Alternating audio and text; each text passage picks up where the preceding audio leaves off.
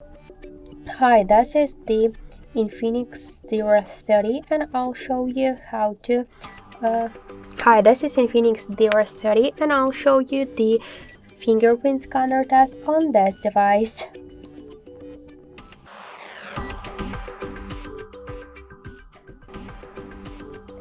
So I just set up my fingerprint to the scanner on the lock screen of our phone, and now I'll make a couple of tries to unlock the device with my fingerprint by this way, and we'll see how fast this feature is and does it works.